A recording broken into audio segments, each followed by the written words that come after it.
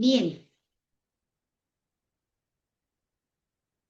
siendo las 12:59, no sé si por ahí me pueden decir si me escuchan perfectamente. Sí, Sí, doctora, doctora, sí buenas se le tardes. escucha. Ok, muchas gracias, Jenny. Ok, bien. Buenas tardes con todos. Quien les habla, la doctora Delinda de la Cruz, reumatóloga. El día de hoy, para mí es un placer darles la clase de artritis reumatoide, que es una enfermedad del grupo de las enfermedades difusas de tejido conectivo. Y vamos a empezar. Bien,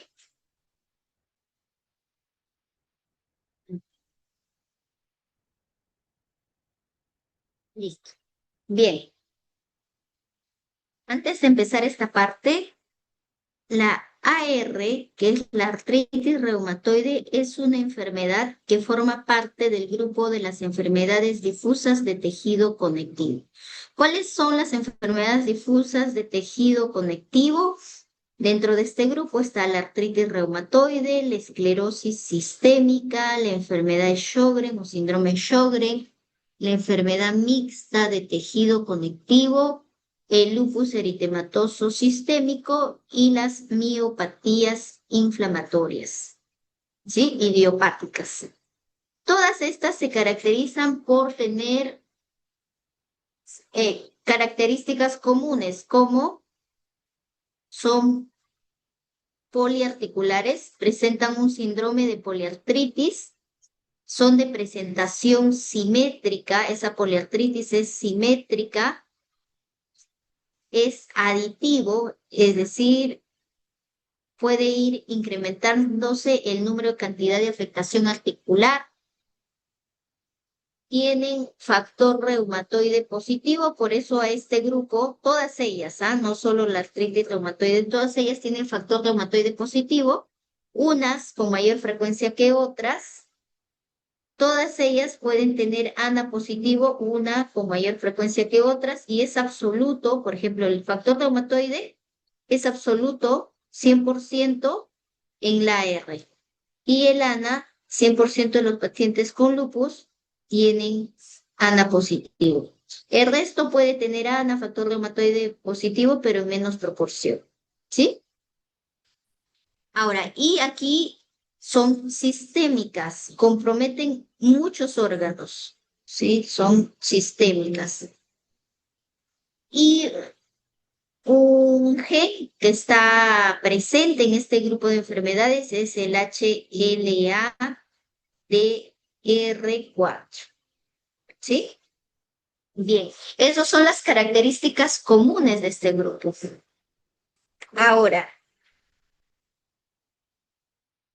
la artritis reumatoide forma parte de ese grupo.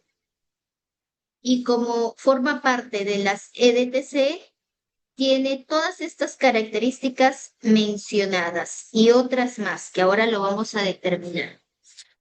Es una enfermedad, acá lo vamos a definir, definición, y por favor yo les pido que ustedes también estén apuntando porque no todo está en las diapositivas. Ustedes saben que las diapositivas es solo una ayuda, es solo una ayuda.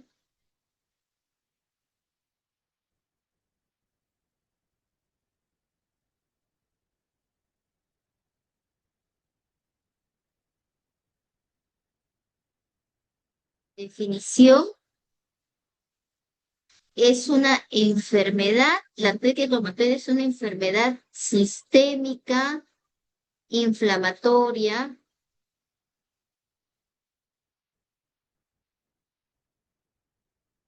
autoinmune.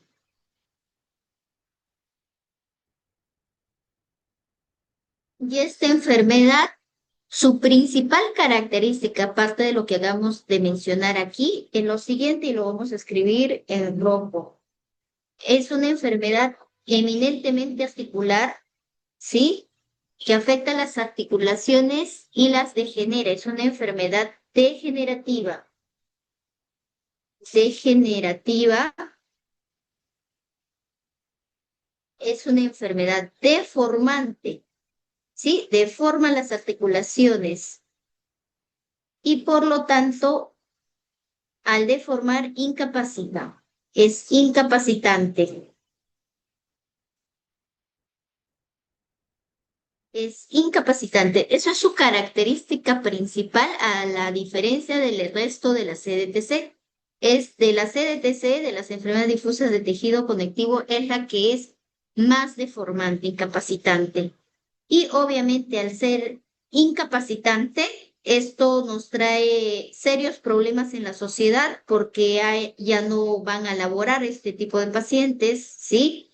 A pesar que están en una edad joven, no pueden ir a laborar porque el dolor es bastante intenso y no solo afecta a la parte laboral, sino también afecta a la parte emocional, porque todo el tiempo tienen dolor, ¿no? Entonces son pacientes que físicamente deberían estar bien, son jóvenes, podrían estar laborando, pero por esta enfermedad pues disminuye su labor y su lado emocional está deteriorado, ¿sí? Entonces, pero chicos, la buena noticia, y esto hay que quizás resaltarlo, la buena noticia que es que a pesar que es degenerativa, deformante e incapacitante, y justamente la clase, el objetivo de la clase es esto, que ustedes logren entender el mensaje que les quiero dar, y lo vamos a hacer mejor en verde. La buena noticia es que a pesar que es incapacitante, deformante, si nosotros hacemos un diagnóstico temprano, incipiente, por así decirlo,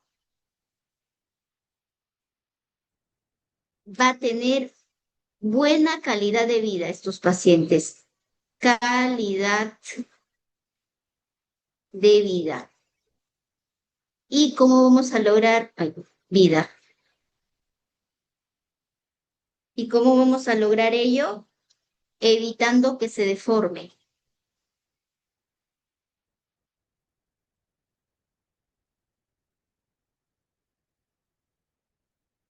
Calidad de vida. Entonces, y esto lo vamos a evitar, va a haber ausencia de erosiones cuando le damos un tratamiento oportuno.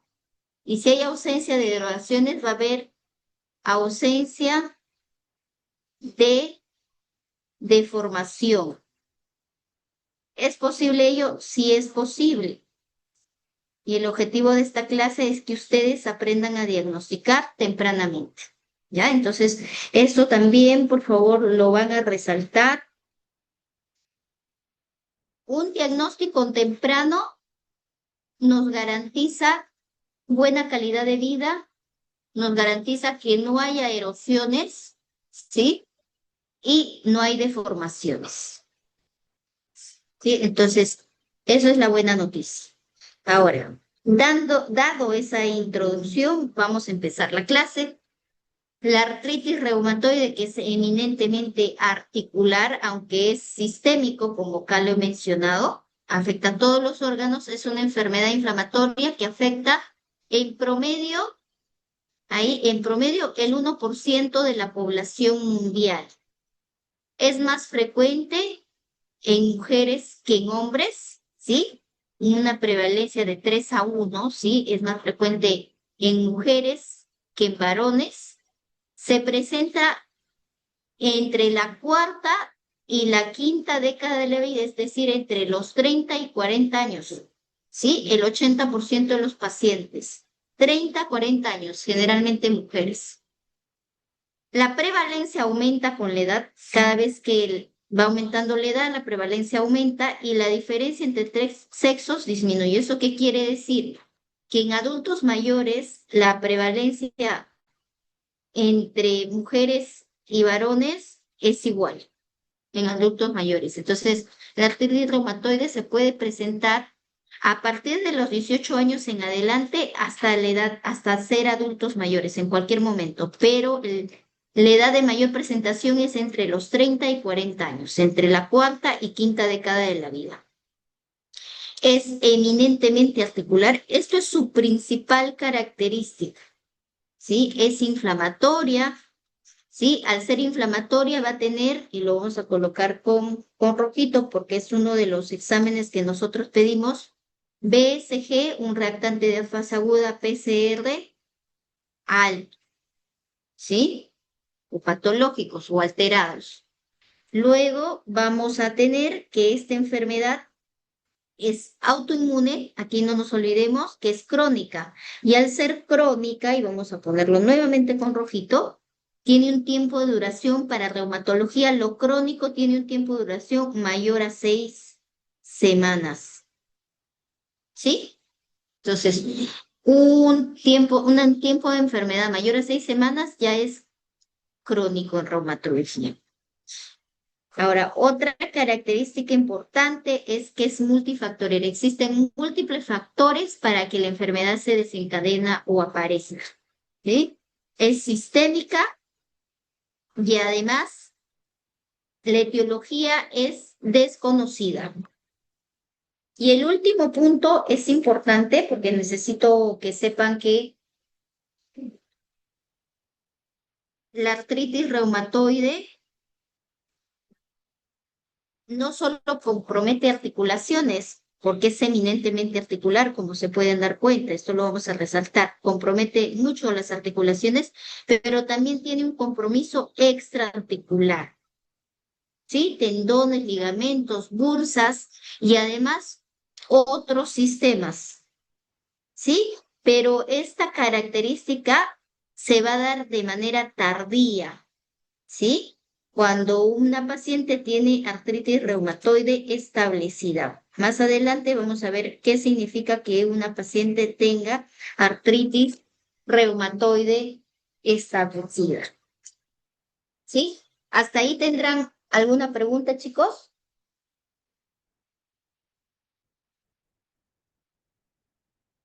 Bien. Al no haber, al no haber preguntas, vamos a continuar.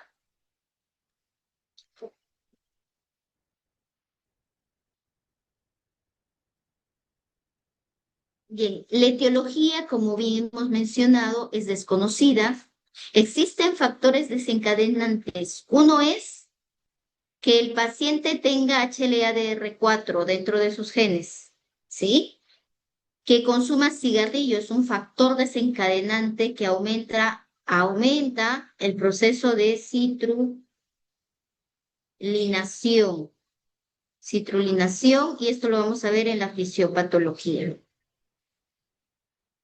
Igual las infecciones bacterianas o virales, principalmente hay una bacteria, la más conocida, la Porphyromonas gingivalis, lo que hace es activar la enfermedad, desencadenar la enfermedad, o si ya la enfermedad está establecida, impide que se inactive.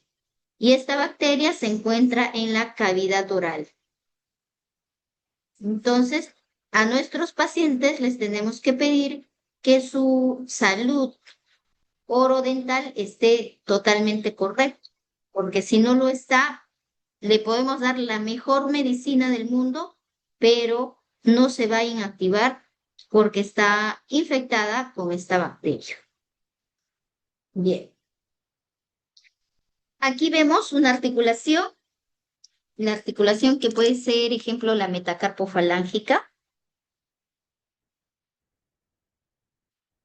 la articulación pequeña. Y eso es una característica de la artritis reumatoide, afecta articulaciones pequeñas. Y quiero que observen acá. Aquí vemos una articulación, voy a cambiar de color, no se nota bien. En el lado izquierdo observamos una articulación normal, ¿sí? Aquí, de este lado, notamos una articulación normal y del otro lado vemos una articulación patológica con artritis reumatoide. ¿Sí? Miren, la articulación normal observamos el borde óseo, el cartílago, que es esta zona celeste, ¿sí? Igual acá, ¿sí? Y aquí observamos la cápsula y debajo de ello la sinovia. La sinovia está compuesto por estos sinoviocitos. Acá hay un sinoviocito amarillo y un sinoviocito rojo, ¿ya? Entonces, uno es el sinoviocito,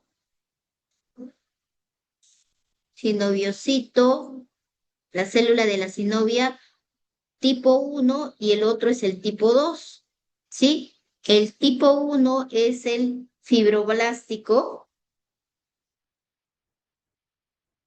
y el tipo 2 es el macrofágico. Uno cumple la función de defensa, como el que es el macrofágico, y el fibroblástico cumple la función de nutrición e hidratación, porque es el que genera el líquido sinovial. Este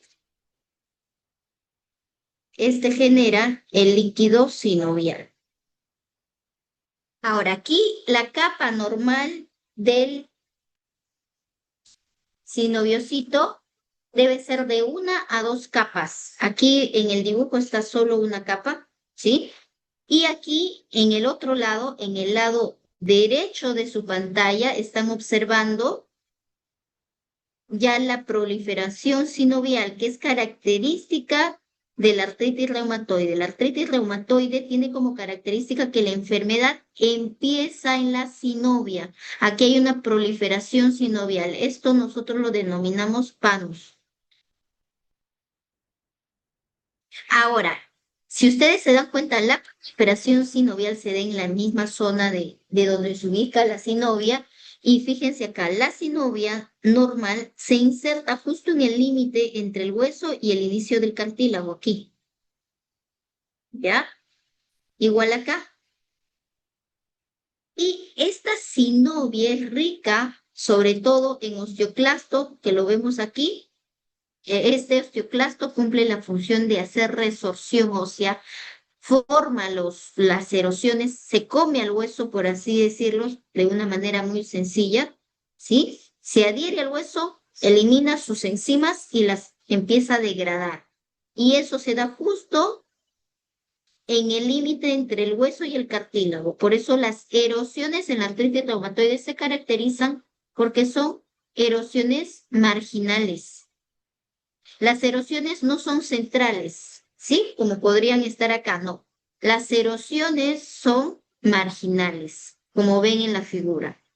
Y hay un aumento del líquido sinovial, como se pueden dar cuenta, que hay un aumento de la cápsula, hay mucho líquido sinovial y hay aumento de células osteoclásticas, células dendríticas, células plasmáticas, células B, mastocitos, linfocitos T, ya que cada uno de ellos va a producir ciertas sustancias para provocar la inflamación. Bien, aquí la patogenia. ¿Qué es lo que sucede en la artritis reumatoide? Aquí veamos, hay un individuo genéticamente predispuesto, ¿sí? Una mujercita, vamos a dibujarle con su palito, ¿ya? Una mujer genéticamente predispuesta, ¿sí? Que tiene genes que ha heredado de alguno de sus ancestros que pueden activarse a ciertas condiciones, ¿sí? Hay factores ambientales, por ejemplo, infecciones virales, ambientales, por ejemplo, virus, bacterias que infectan, que todo el mundo se puede infectar en realidad, pero en estos pacientes genéticamente predispuestos, factores ambientales como virus, bacterias y además el proceso de citrulinación va a hacer que se active toda la cascada que ahora vamos a explicar. ¿Y qué es el proceso de citrulinación? El proceso de citrulinación es aquel proceso, en realidad es natural, la formación del aminoácido arginina en citrulina.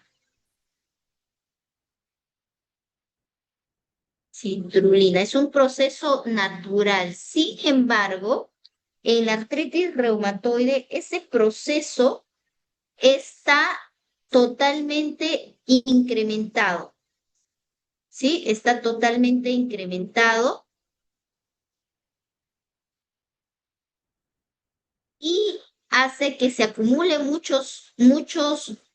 mucha citrulinación que el cuerpo lo reconoce como, o el cuerpo no lo reconoce y lo ve como algo desconocido.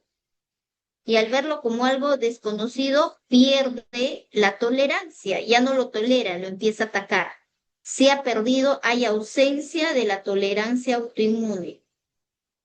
Ustedes han llevado seguramente la primera semana de esta clase sobre autoinmunidad, entonces se pierde la tolerancia autoinmune, ya no hay el reconocimiento natural, se pierde. Entonces, todo este proceso activa ¿a quién? A la célula presentadora de antígeno, ¿sí? Entonces, hay un agente, un antígeno desconocido que puede ser una proteína citrulinada, lo que acabamos de explicar ahora, hace que la célula presentadora de antígeno, la célula dendrítica, se active y esta partícula desconocida lo presente a la célula T. ¿Sí? Bajo estos receptores. ¿Sí? La célula T a su vez hace contacto con la célula B y también la activa. Y la célula B madura y se convierte en una célula plasmática productora de anticuerpos, un anticuerpo inmunoglobulina M que es el factor reumatoide. Recuerden aquí que el factor reumatoide es una inmunoglobulina M que va contra la fracción FC de una inmunoglobulina G. ¿Sí? Entonces, se produce mucho de estas inmunoglobulinas. Por otro lado, la célula T libera interferón gamma y se activa los monocitos y se activa el macrófago. Y todas estas células en conjunto podrían producir interleuquina 1, interleuquina factor de necrosis tumoral alfa, interleuquina 6, interleuquina 8, que son citoquinas inflamatorias o proinflamatorias y van a producir inflamación. Y por otro lado, hay otras proteínas del suero, ¿sí? Proteínas del complemento que también va a formar inmunocomplejos y van a activar el sistema de complemento, que va a generar malestar general en los pacientes.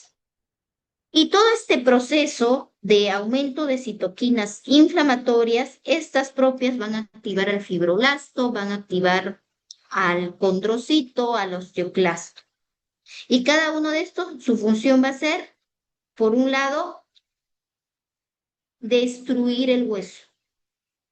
¿Sí? Entonces hay un proceso en el cual se activan las colagenasas y las catepsinas, colagenasas o metaloproteasas también, y las colagenasas catepsinas que van a destruir el hueso y la van a deformar. ¿Sí? Y este proceso de destrucción se va a dar en el tiempo. Y esto es un círculo vicioso, ¿sí? Todo el tiempo. Más aún si ese paciente fuma, ¿sí? O está infectado con las porfiromonas gingivales. Bien.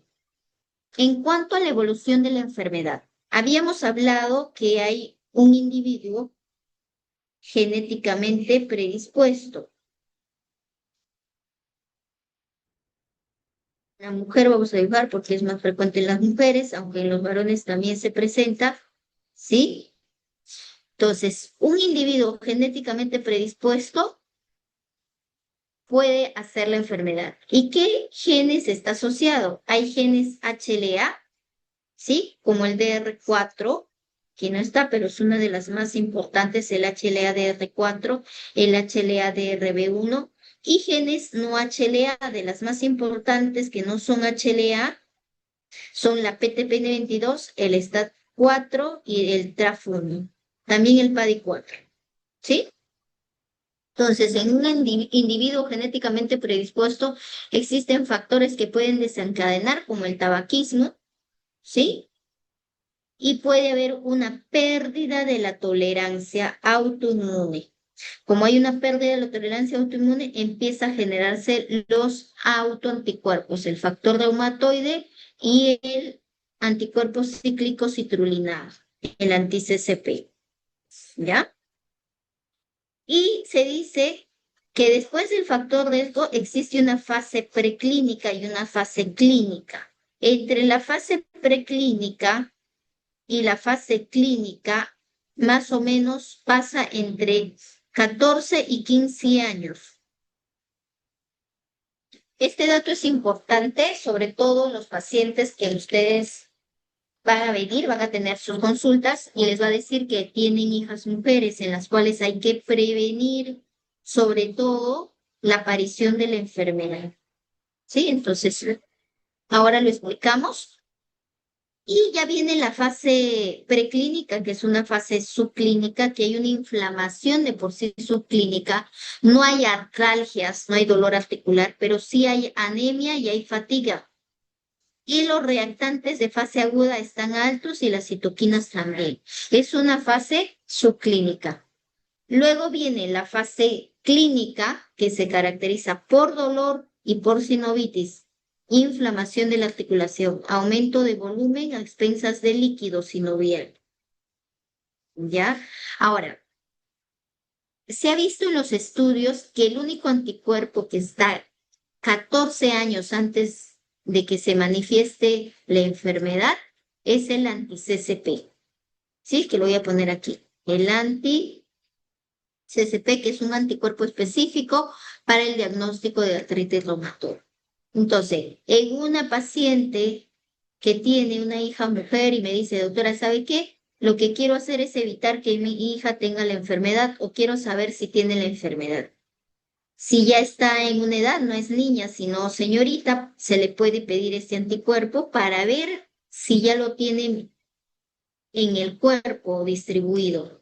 ¿Sí? Entonces, si sale positivo y no tiene síntomas, lo observamos. Apenas tenga los síntomas, lo que vamos a hacer es iniciarle el tratamiento para evitar las consecuencias.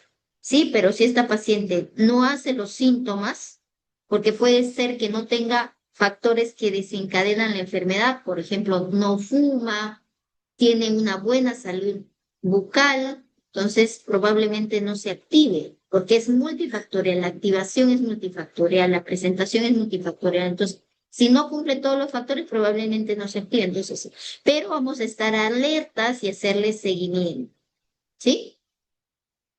Bien, entonces existe una fase de riesgo genético, una fase preclínica y una fase clínica. Y aquí tenemos a una de las células protagonistas que lo que hace en la artritis reumatoide es formar las erosiones. Y si forma las erosiones, es la que finalmente deforma la articulación. Entonces aquí tenemos a un osteoclasto que ustedes se dan cuenta que es multinucleada. Un osteoclasto ya maduro es multinucleada, tiene su borde en cepillo.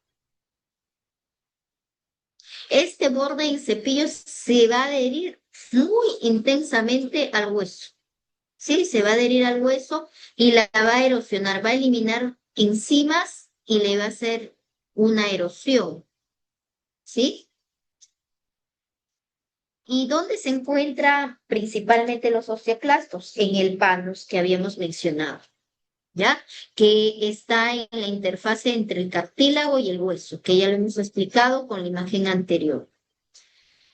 Entonces, dentro de la patogenia de la artritis reumatoide intervienen muchas vías. Una de las vías importantes es esta que les voy a explicar, que es el proceso de osteoclastogénesis.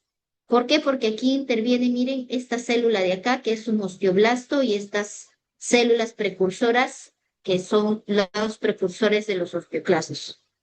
En un individuo, cuando ya hay inflamación, por ejemplo, hay exposición de factor de necrosis tumoral alfa, ¿sí? Hay interleuquina 1, por ejemplo, solo por mencionar. El osteoblasto hace que su receptor RAN ligando se exprese, que es este de aquí. Y al expresarse, Los osteoclastos inmaduros, que como ven aquí es mononucleares, hacen contacto con el RAN ligando. Este es el RAN ligando y el RAN, que son estos receptores del osteoclasto, se unen. Al unirse hace que estos osteoclastos inmaduros maduren, se diferencien, ¿sí? Y se vuelvan células multinucleadas, como esta. Están maduras y posteriormente van a ser las erosiones. ¿Sí? Entonces, frente a un ambiente rico en citoquinas inflamatorias, el factor de necrosis tumoral alfa, interleuquina 1, interleuquina 6, ¿sí? Interleuquina 17, lo que va a pasar es la osteoclastogénesis. Va a haber una gran formación de osteoclasto y por lo tanto va a haber una gran destrucción del hueso. ¿Cuál es la clínica principal de la artritis reumatoide? La clínica es eminentemente articular, ¿sí? Como pueden darse cuenta, y lo hemos mencionado, es poliarticular, compromete más de 4 articulaciones, es decir, mayor o igual a 5 articulaciones. Es crónica, mayor de 6 semanas, es aditiva porque se va agregando, pueden iniciar en dedos, irse a la muñeca, luego codo, hombro, rodillas, pies, ¿sí? Es bilateral porque afecta el lado derecho, el lado izquierdo del cuerpo y es simétrico, ¿sí? Hay simetría en la afectación de las articulaciones. Es erosiva y deformante, es una característica especial, a diferencia de las otras enfermedades difusas del tejido conectivo. Y decimos que no hay artritis reumatoide que no comprometa manos. Todas las artritis reumatoides comprometen manos, ¿sí? Para nosotras las reumatólogas, la mano es la carta de presentación de los pacientes. Nosotros observamos la mano y en un 80% ya estamos haciendo el diagnóstico de las enfermedades reumatológicas, ¿sí? Una de ellas es la artritis reumatoide porque la artritis reumatoide compromete manos. Pero existen excepciones que están punteadas. La artritis reumatoide compromete todas las articulaciones periféricas excepto estas zonas. Las interfalángicas distales las respeta. Hay respeto de las interfalángicas distales, respeta la articulación sacroiliaca y la lumbar. ¿Sí? Esas zonas no los afecta. Todo el resto del cuerpo las afecta. ¿Sí? Toda articulación sinovial es afectada por la artritis reumatoide. Entonces,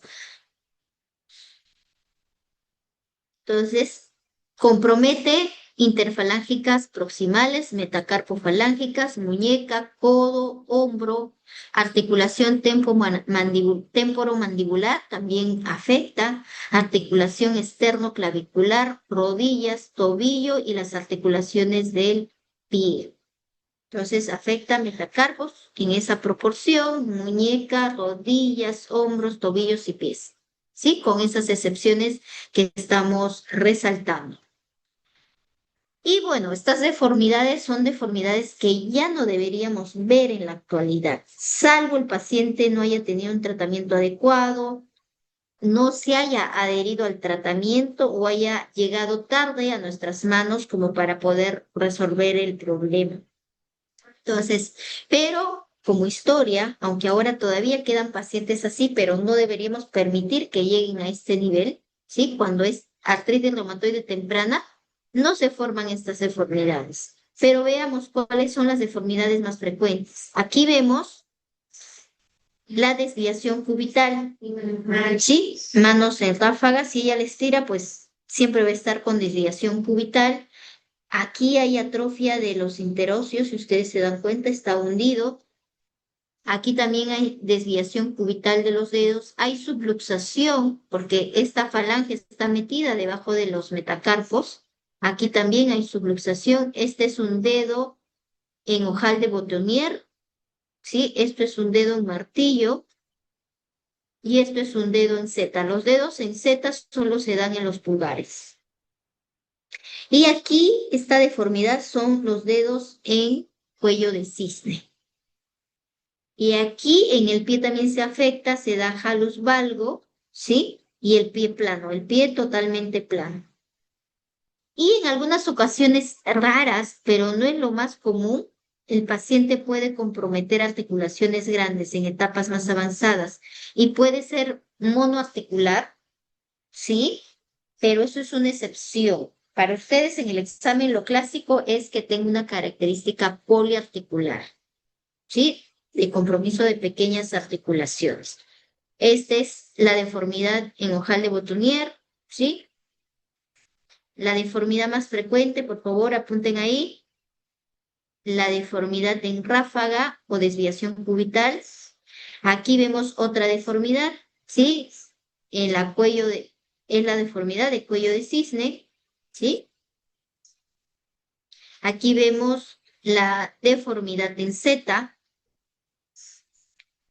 Aquí aumento de volumen de las interfalángicas proximales y aquí hay aumento de volumen de las metacarpofalángicas. Aquí hay un dedo en martillo y desviación cubital hacia el lado cubital. El cúbito está por este lado, por eso lo denominamos desviación cubital. Ahora, sabemos que la artritis reumatoide es una enfermedad eminentemente articular. Sin embargo,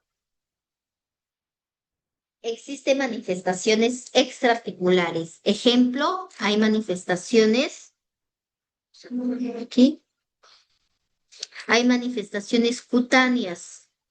Dentro de ellos, la presencia de nódulos, como pueden ver aquí. Lo llamamos nódulos reumatoides, que son unos nódulos móviles no dolorosos. Y esos nódulos también pueden estar en el dorso de los dedos, en las zonas extensoras en realidad, y también en el pulmón, acá hay otro nódulo. Este nodulito es un nódulo reumatoide. Y aparte de los nódulos, también pueden hacer vasculitis, lesiones purpúricas en la piel o mononeuritis múltiple secundaria artritis reumatoide. Manifestaciones oculares como la queratoconjuntivitis, ojo rojo, ¿sí? Enfermedades respiratorias como la enfermedad pulmonar intersticial, derrame pleural, compromiso cardíaco, derrame pericárdico, nódulos cardíacos, aortitis, gastrointestinales, vasculitis a nivel intestinal, renales puede ser proteinuria y aquí el compromiso renal en los pacientes con artritis reumatoide es de tipo, puede dar cualquier tipo de compromiso renal. Sin embargo, el compromiso renal de mayor frecuencia en la R, en la artritis reumatoide, es el síndrome nefrótico, que el punto de corte es proteinuria de 24 horas mayor a 3,5 gramos en 24 horas. ¿Sí? Ahora, en cuanto al compromiso neurológico, mononeuritis múltiple, secundaria de una vasculitis. Hematológico, anemia microcítica hipocrómica. ¿Ya? Entonces, estas son las manifestaciones extraarticulares de la artritis reumatoide, pero estas manifestaciones no es muy común verlas. Se da en los pacientes con artritis reumatoide establecida. Y aquí vamos a tener la oportunidad de hablar de que hay dos tipos de artritis reumatoide, una artritis reumatoide establecida y una artritis reumatoide temprana.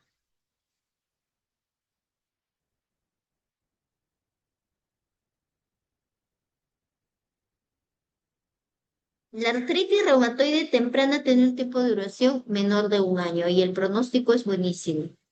La artritis establecida tiene un tiempo de enfermedad mayor a 1 año, desde que inició los síntomas. Sí, paciente mayor, un tiempo de enfermedad mayor de 1 año, sobre todo mayor de 5 años, y el paciente no ha tenido un tratamiento, el tratamiento no ha recibido por múltiples factores. Puede que haya ido al reumatólogo y le haya dado la receta, pero que no haya seguido el tratamiento. Puede llegar a estas manifestaciones extraarticulares. Para el diagnóstico, estos criterios que vamos a ver inicialmente son los criterios antiguos, ¿sí? que hay que conocerlos porque de todas maneras queda como historia y para que ustedes sepan que es eminentemente articular. Entonces aquí, la principal manifestación como criterio para el diagnóstico de AR es la rigidez matutina. Los pacientes amanecen rígidos y eso tiene un tiempo de duración de al menos 1 hora, es decir, mayor o igual a 1 hora. El tiempo de rigidez es mayor o igual a 1 hora. Y nos dicen que hay artritis de 3 o más áreas de las 14 posibles que hemos mencionado en la figurita. Sí, interfalángicas proximales, metacarpofalángicas, muñecas, codos, rodillas, tobillos y metatarsofalángicas. Ahí son 7 áreas, por 2, 14 áreas. Dicen que al menos 3 de esas. Esos son los criterios antiguos.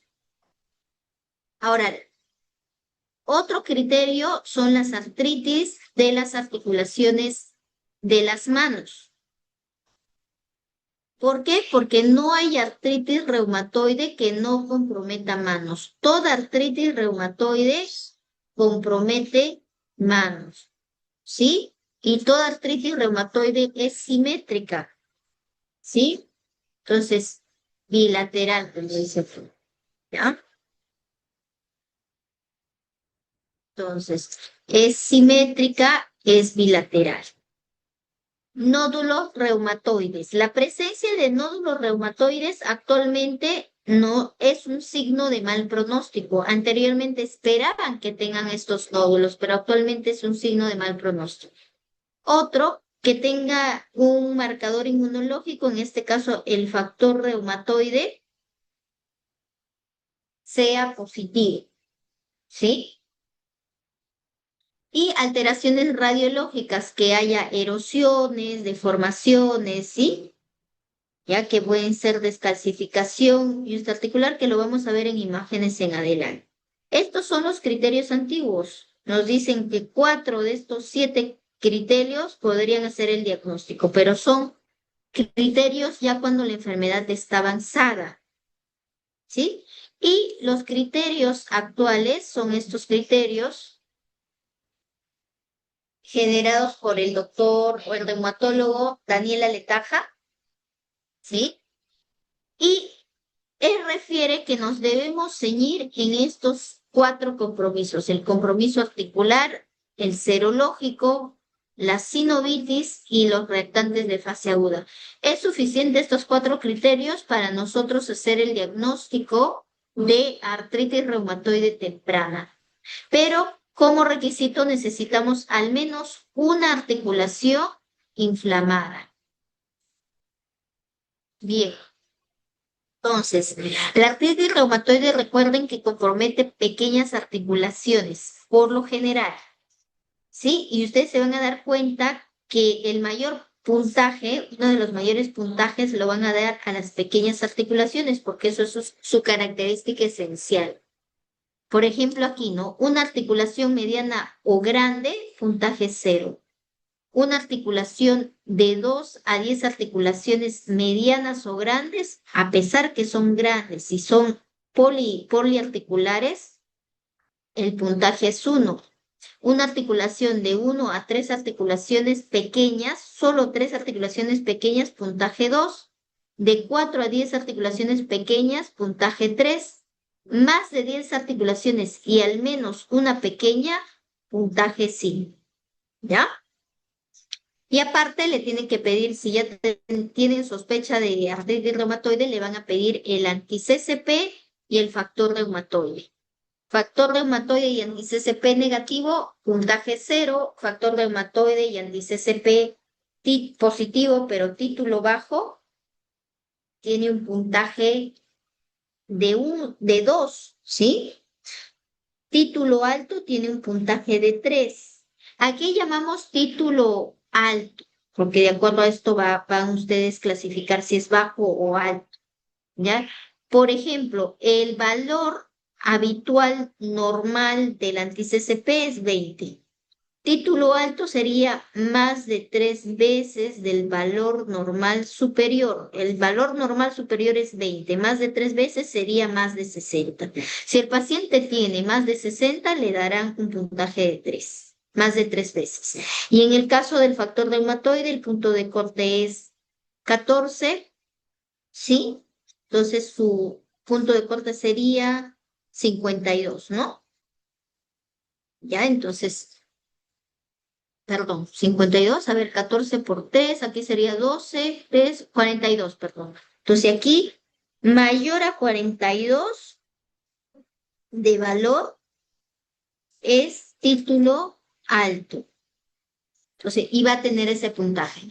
Y ustedes ya saben que por definición la artritis reumatoide es crónica, ¿sí? Tiene un tiempo de duración mayor de 6 semanas y va a tener un puntaje de 1. Si es menos de 6 semanas, puntaje de 0. Y tiene que tener el PCR y el BCG positivo, anormal.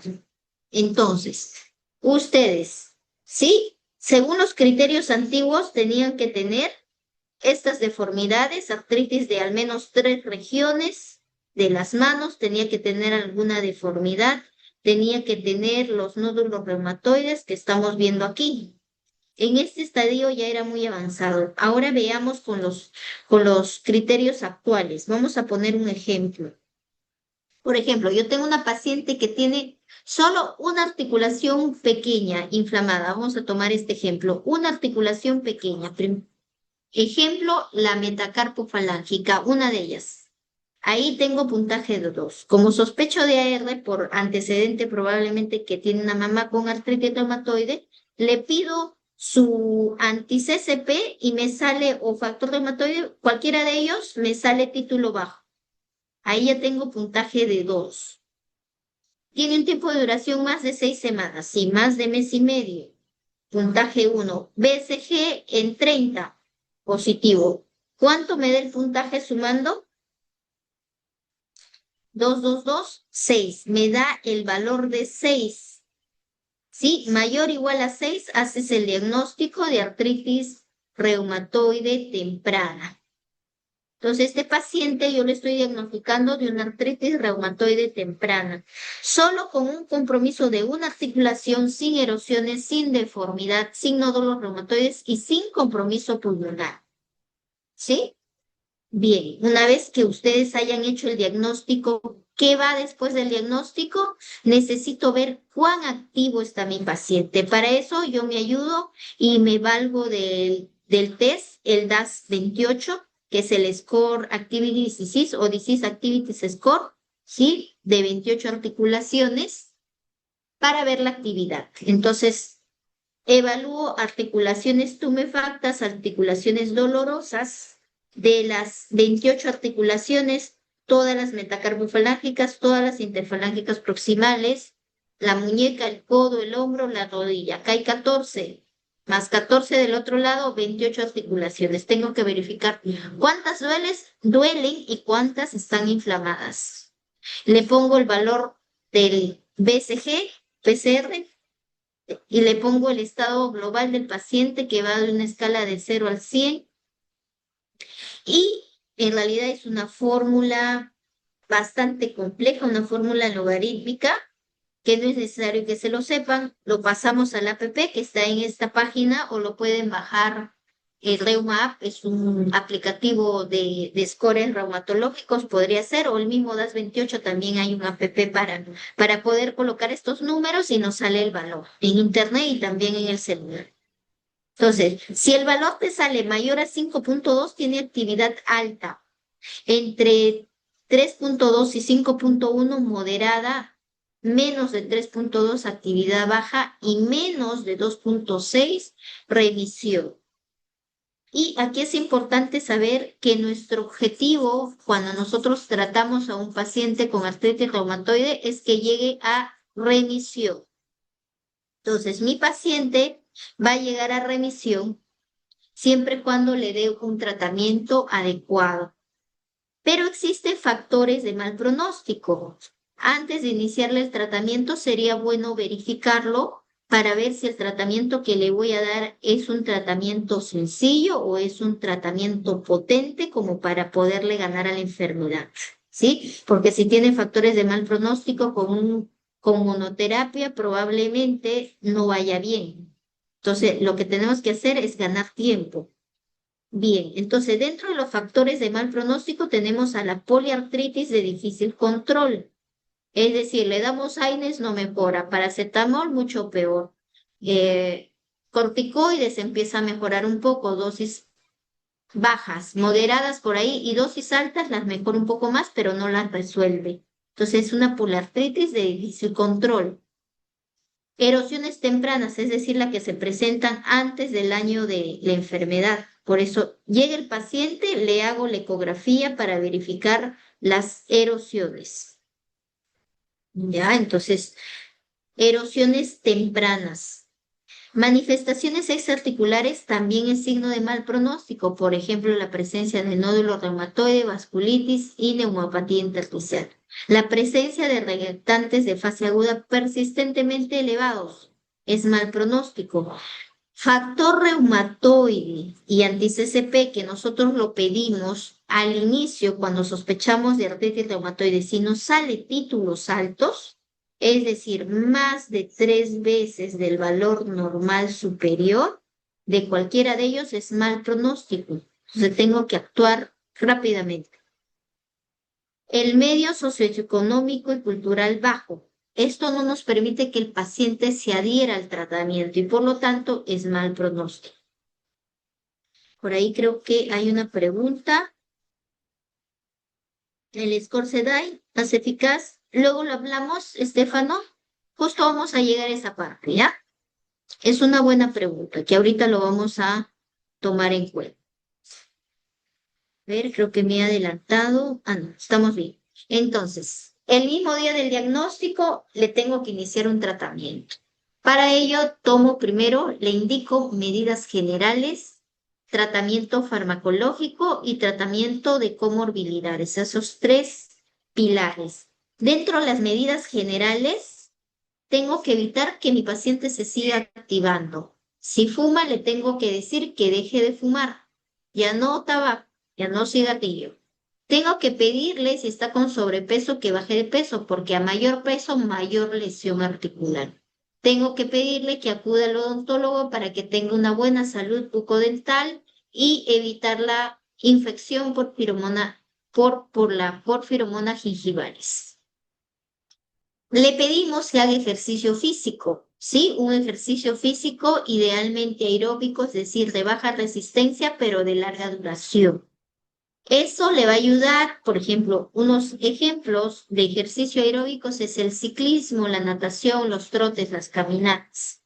Le va a ayudar a preservar la movilidad, va a preservar el tono muscular, va a evitar su atrofia y prevenir deformidades. ¿Sí? Le vamos a pedir que esté en reposo, pero solo la etapa de mayor actividad. Después, cuando ya se va inactivando, necesitamos que esté en movimiento la persona, que haga sus ejercicios. Entonces, el reposo no es por tiempo prolongado porque aumenta la rigidez articular.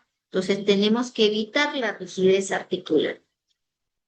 Y por otro lado, en cuanto a la dieta, se recomienda una dieta mediterránea, aunque en los artículos científicos mencionan que ninguna dieta es la más indicada. Sin embargo, se ha visto que la dieta mediterránea rica en omegas, pues podría disminuir la inflamación. ¿Ya? Entonces, una dieta totalmente saludable, rica en omegas, porque va a disminuir la inflamación. El tratamiento farmacológico existe en 4 grupos: los AINES, los glucocorticoides, los fármacos modificadores de la enfermedad sintéticos, los fármacos modificadores de la enfermedad biológicos, y también existen otras moléculas que son los fármacos que inhiben la proteína quinasas, como los inhibidores JAKs. Tenemos aquí como ejemplo el tofacitinib, el baricitinib y el upadacitinib. Ahora, en cuanto a los AINES y los glucocorticoides son terapia puente. ¿Qué quiere decir? Es una terapia que solo inicialmente lo vamos a usar hasta que haga efecto los fármacos modificadores de la enfermedad, porque los fármacos modificadores de la enfermedad demoran entre 4 a 6 semanas sin hacer efecto, son lentas. Mientras tanto, como el paciente viene con dolor, les tenemos que calmar el dolor, inicialmente con glucocorticoides. ¿Sí? Entonces, dentro de los fármacos modificadores de la enfermedad, tenemos como ejemplo el metrotexate, y el metrotexate es la primera línea de elección para el tratamiento de la artritis reumatoide. La dosis que sugieren, según las guías del ACR, va de 7,5 a 15 miligramos semanal, ¿sí? Pero la guía son guías, puedes iniciar cualquiera de esas dosis. Yo generalmente inicio con 15 miligramos semanal porque no debo de perder tiempo. Cuanto más tiempo pierda, más lesión puede haber en la articulación. Entonces empiezo con 15 miligramos diarios y uno de los mecanismos fisiopatológicos del metrotexate es inhibir la proliferación de las células, interviene en el ciclo celular y como consecuencia disminuye lo que es el ácido fólico. ¿Ya? Entonces, y cuando no hay ácido fólico se producen unos efectos secundarios, muchos, principalmente la generación o inflamación de las mucosas. Se generan úlceras vocales o anales. Hay mucositis. Y también puede producirse la hepatotoxicidad. Entonces, todo paciente que consume metrotexate debe consumir ácido fólico 1 miligramo diario y o en su defecto 5 miligramos semanal.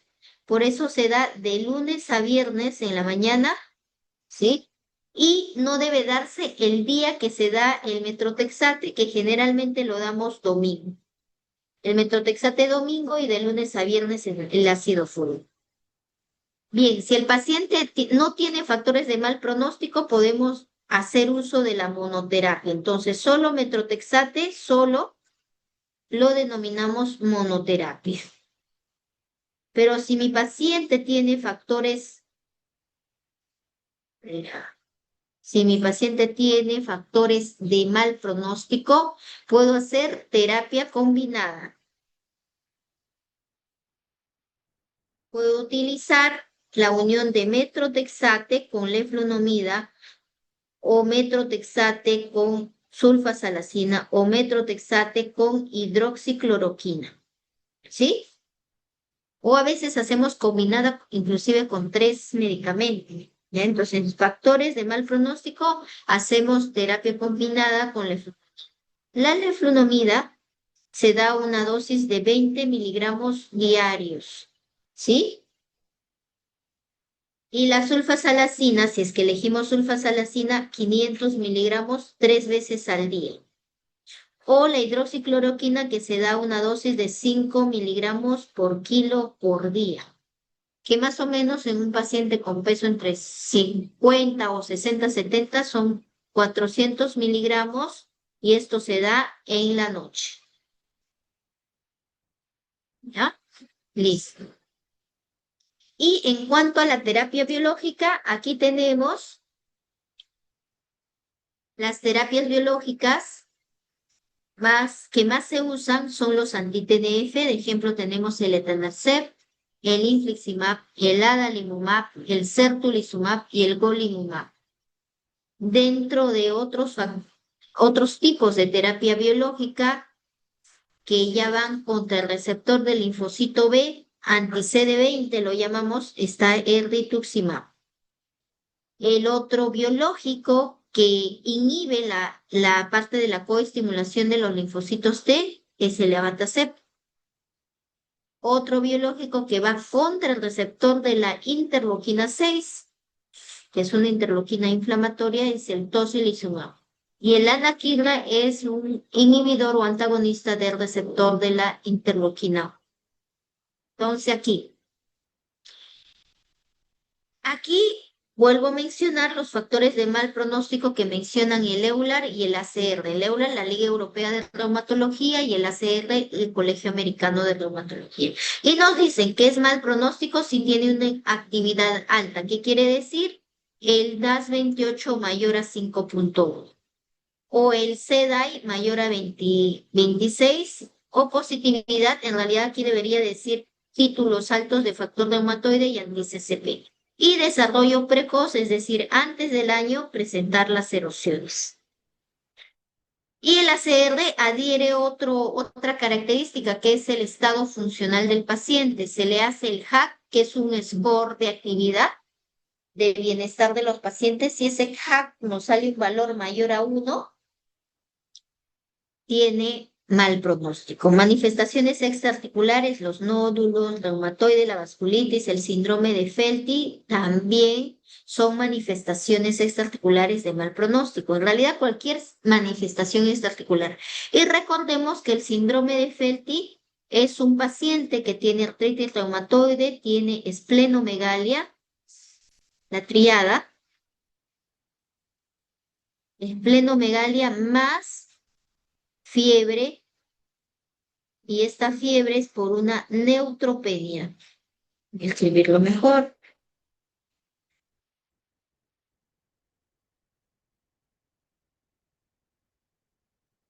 La fiebre es por una neutropenia. Entonces, esta neutropenia puede provocar infecciones y hay fiebre, ¿no? Como consecuencia, es una neutropenia febril. Pero la tríada en sí del síndrome de Felty es artritis reumatoide, esplenomegalia y neutropenia, ¿sí? Y bueno, estos dos factores se repiten. Avanzamos un poquito. Y aquí, antes que pasemos, porque creo que a la pregunta de Estefano, sí, luego lo hablamos, está más adelante. Bien, esta es una imagen de todos los puntos clave para el tratamiento de la artritis reumatoide. Como ustedes pueden observar aquí, están las interleuquinas o citoquinas inflamatorias. Y para cada una de ellas, sí, existe de la coestimulación. Existe un medicamento. Están los anti-TNF, el adalimumab, sertolizumab, etanercept, golimumab, infliximab, la anakinra, anti-interleuquina 1, el tocilizumab, anti-interleuquina 6, el rituximab, el anti-CD20, el abatacept, que va contra el factor de coestimulación del linfocito T. Aquí la interleuquina 17, antes no tenía nombre, pero ahora ya tiene un nombre, se llama secukinumab. Y el anti-interleuquina 23 que se llama ustekinumab. ¿Sí?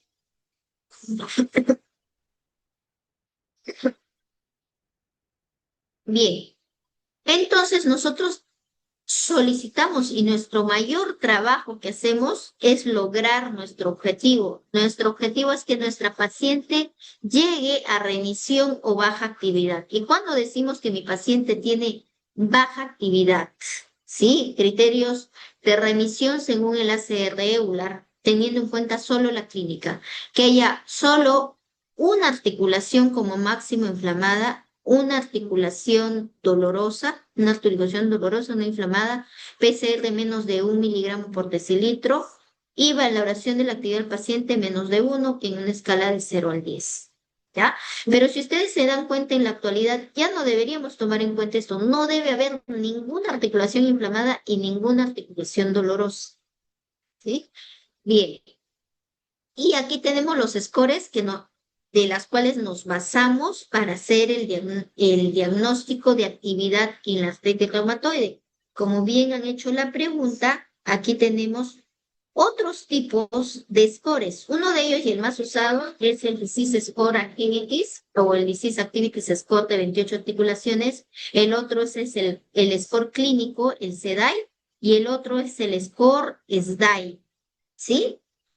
Por ejemplo, podrían usar el CDAI en su serum porque este score no utiliza el BCG ni PCR, ¿sí? Solo articulaciones dolorosas, tumefactas y el estado global del paciente. Entonces, según esto nos piden para que logremos remisión un DAS28 menos de 2.6, un CDAI menos de 2.8 y un SDAI menos de 3.3.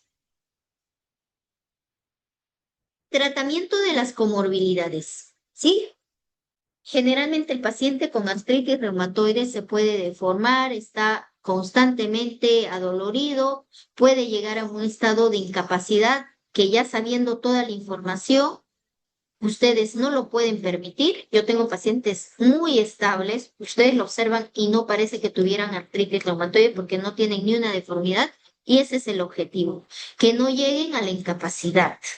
Entonces, pero los pacientes con artritis reumatoide no fallecen por la enfermedad, sino fallecen por el riesgo cardiovascular que conlleva. Los pacientes con artritis reumatoide pueden hacer cardiomiopatías.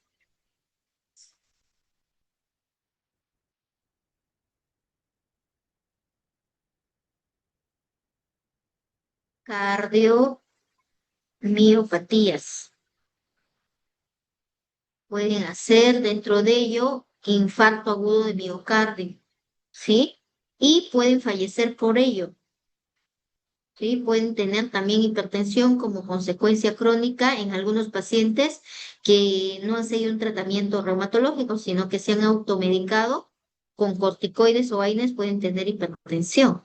Entonces, ¿qué les conlleva también a un daño renal, enfermedad renal crónica? ¿Sí?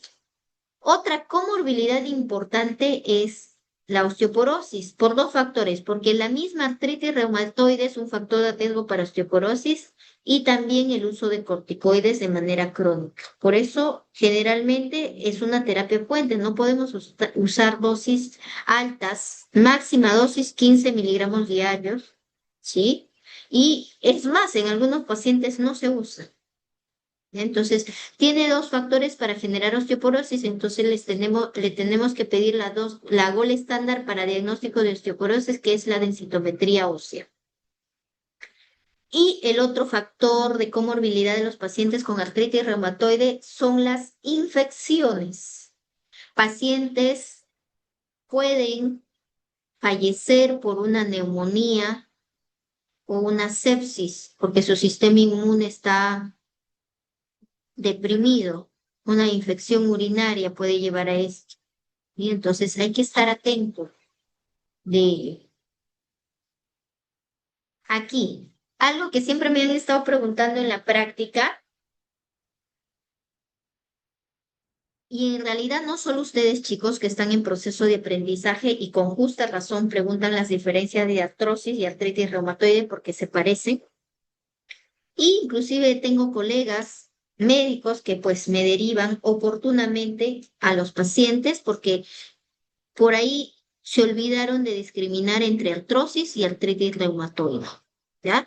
Pero recordemos, la artrosis inicia el daño a nivel del cartílago, se daña el cartílago. En cambio, la artritis reumatoide, como bien lo hemos visto en la fisiopatología, inicia en la membrana sinovial.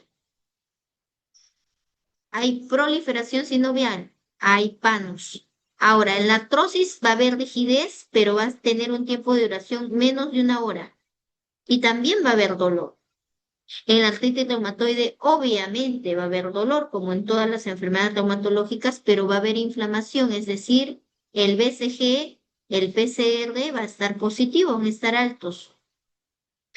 La artrosis empeora con el trabajo, el movimiento, a mayor actividad, mayor dolor. En cambio, la artritis empeora con el reposo. Está en reposo, le duele más porque el dolor es tipo inflamatorio. Es un dolor inflamatorio. Los dolores inflamatorios empeoran cuando uno descansa. El paciente empieza a hacer movimiento, calienta el cuerpo porque el calor baja la inflamación y deja de doler. La artrosis le da promedio de presentación 40 años o mayores de 40 años, en cambio la artritis reumatoide un promedio es aproximadamente 20 años, pero ya saben, en mayores de 18 años, la mayor prevalencia entre los 30 y 40 años.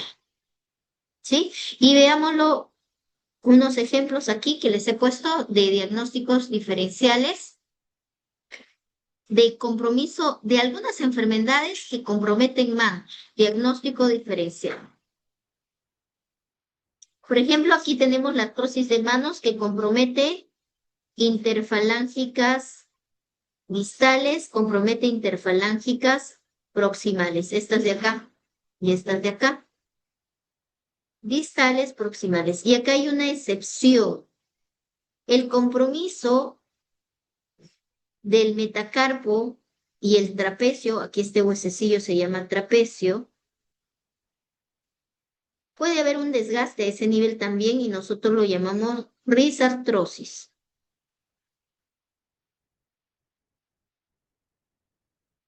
Se llama risartrosis. Ya. Entonces, eso es una artrosis a este nivel, entre la metacarpo y el trapecio. Ahora, existe un tipo de artrosis que lo llamamos artrosis erosiva. Compromete, como se pueden dar cuenta, interfalángicas distales, interfalángicas proximales, pero es un dolor muy intenso, inclusive hay inflamación, los dedos están sumamente hinchados y rojos y hay erosión. Se parece mucho a la artritis reumatoide, pero la ubicación no es la correcta, ¿sí? En la artritis psoriásica, que forma parte de las espondiloartropatías seronegativas, ¿hay compromiso articular de mano? Sí, pero sobre todo de las interfalángicas distales. Lo mismo en la artritis psoriásica o en las espondiloartropatías seronegativas, en las espondilitis, va a haber dactilitis, el dedo en salchicha. Va a haber la presencia de artritis en metacarpofalángicas, en interfalángicas proximales y en interfalángicas distales. Hay una inflamación de todo el dedo que lo llamamos dedo en salchicha cuando lo vemos clínicamente. Y la artritis reumatoide, les decía, no hay artritis reumatoide que no comprometa mano y muñeca. La mano está comprometida, las metacarpofalángicas, las interfalángicas proximales y sobre todo la muñeca. ¿Sí? Esa es una artritis reumatoide. Y la hemocromatosis, que es una enfermedad metabólica que se caracteriza por el depósito de hierro en las articulaciones, da artritis en metacarpofalángicas y en la muñeca. ¿Sí? Es un buen diagnóstico diferencial de la artritis reumatoide. Y veamos estas imágenes que son representativas de una radiografía.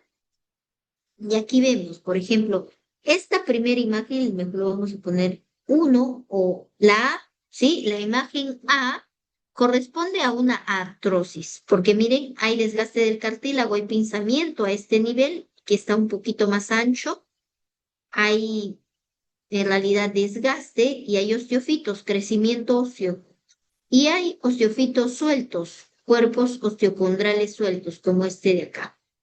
¿Ya? Entonces esto corresponde a una artrosis. Es más, acá podríamos decir que hay un pinzamiento asimétrico. Es más de este lado que de este. En este otro, en la imagen B, se trata de una artrosis erosiva. La erosión no es a nivel marginal, es a nivel central, como pueden ver a este nivel. ¿Sí? Aquí, las erosiones son centrales. Esto va a corresponder a una artrosis erosiva. En el caso de una artritis psoriásica, mira, la densidad ósea está más alta, ¿sí? La densidad ósea está más alta, hay osteofitos, hay una proliferación marginal gruesa y la densidad mineral ósea está aumentada. Esto se da en las artritis psoriásicas. Y en la artritis reumatoide, la densidad mineral ósea está disminuida, ¿sí?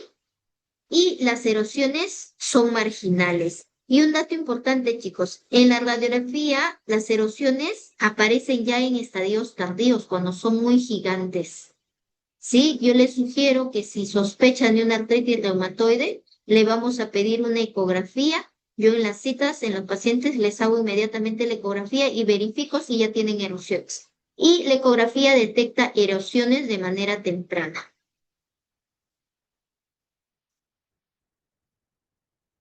Listo. ¿Ya? Avanzamos, y creo que esta es la última. Sí, chicos. Y aquí, para todo el equipo, aquí observamos a un maestro en la pintura, en el arte, a Jean-Pierre Renoir. Él es francés, pintor, sí, que hizo, a partir de los 58 años, hizo sus pinturas más magistrales como esta de acá. ¿Sí? ¿Y qué diagnóstico tiene? Tiene el diagnóstico de artritis reumatoide. ¿Por qué? Porque mira, tiene la mano deformada, su dedo en Z, el dedo con deformidad en cuello de cisne aquí y está subluxado, esta falange está metida debajo de las metacarpias. Sí, y esta mano está empuñada porque no funciona.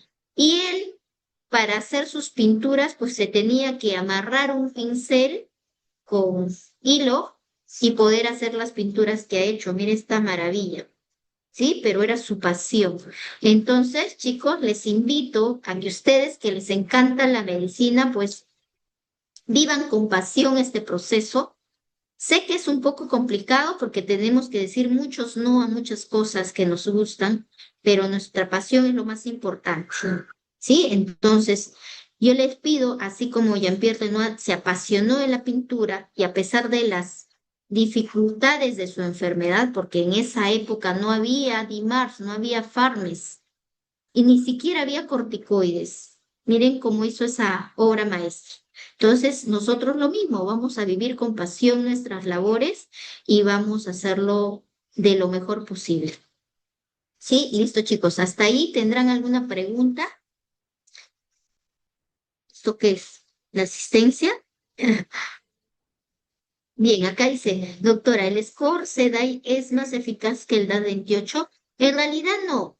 En, sí he visto estudios que son equiparables, otros dicen que el SEDAI es mejor. Sin embargo, el que es más útil y más práctico, más objetivo, es el DAS-28. Entonces, ustedes cuando revisen los estudios científicos, lo hacen más con el DAS-28. ¿Sí? Hasta ahí, chicos, ¿tendrán alguna pregunta? Pueden aperturar sus micrófonos, no hay problema, o pueden escribir.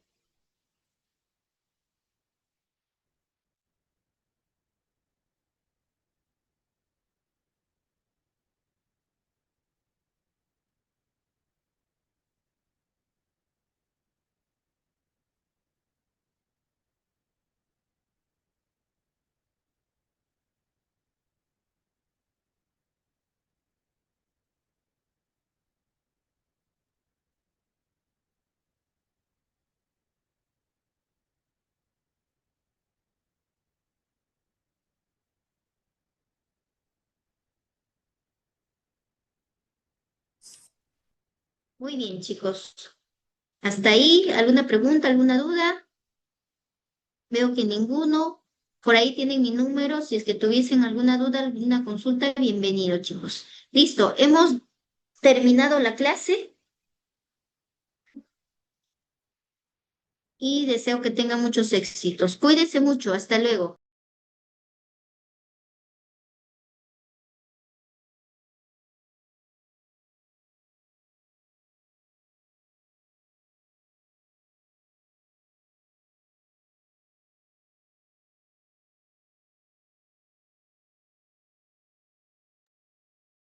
Gracias, chicos. Nos estamos viendo en las prácticas. Un abrazo. Cuídense. Chao, chao. Muchas gracias, doctora.